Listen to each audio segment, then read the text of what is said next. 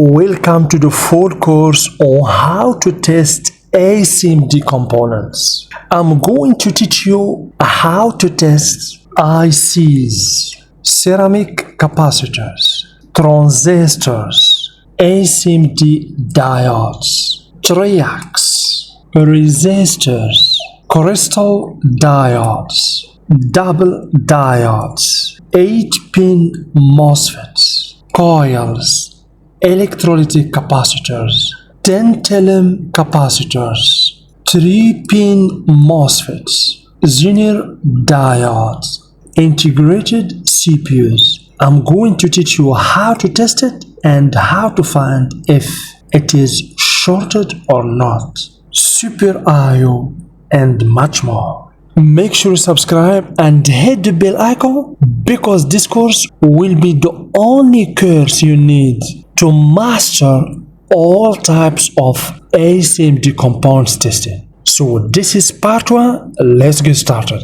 So let's test first ceramic capacitors, one of the most important component in every board and of course the most failed and shorted components in motherboards. So basically, to test the ceramic capacitors, we can select in the multimeter the continuity option or the farad option. But for me, I use continuity option because it is simple, fast, and practical. So let's select continuity option in the multimeter.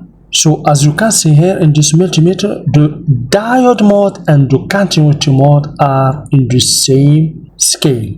But please remember, for ceramic capacitors, there is a huge difference between normal ceramic capacitors that we find in normal places in the motherboard and the capacitors we find near the CPU and near the PCH. Those capacitors here and those over here have a special testing. If you didn't understand how to test it, you can be confused. So make sure you stay tuned if you want to understand how to deal with shorted motherboard without errors.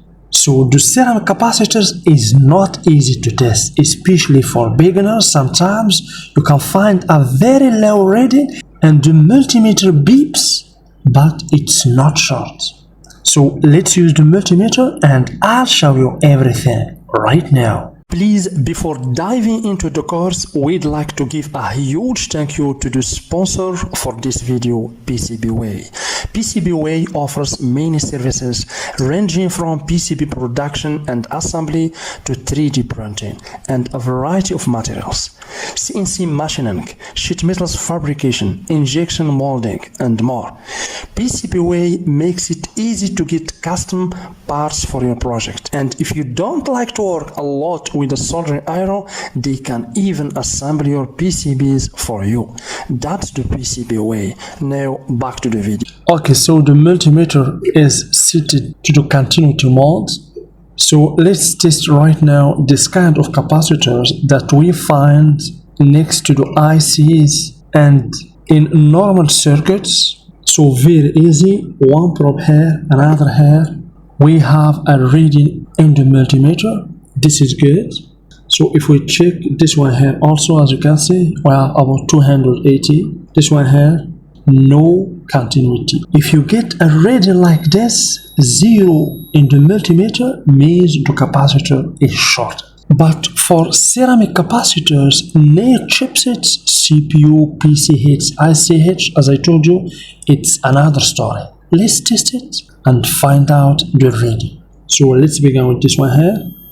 You see, we have 7 in the multimeter. This one here, you will get same reading because all those are in parallel. Let's check those here also. You see, we get about 9. This one here, about 9. So this is simple. This is not a short. Please remember, this is not a short. This is the resistance for the CPU.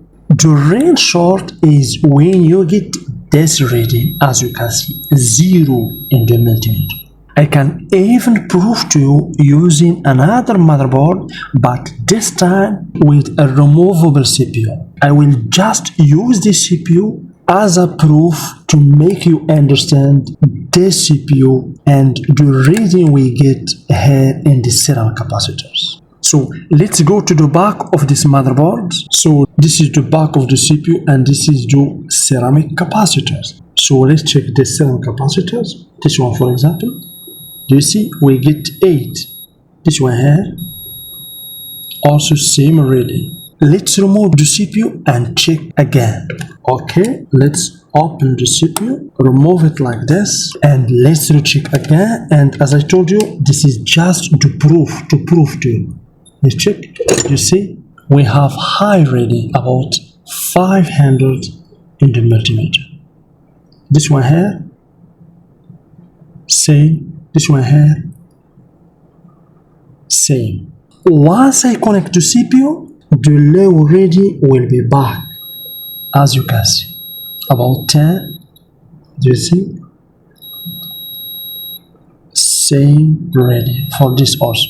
Do you see, guys? So this is not a short circuit. Now I'm sure 100%, even if you are a beginner, my friend, that you will understand that the low reading here in the ceramic capacitors near the CPUs are not a short.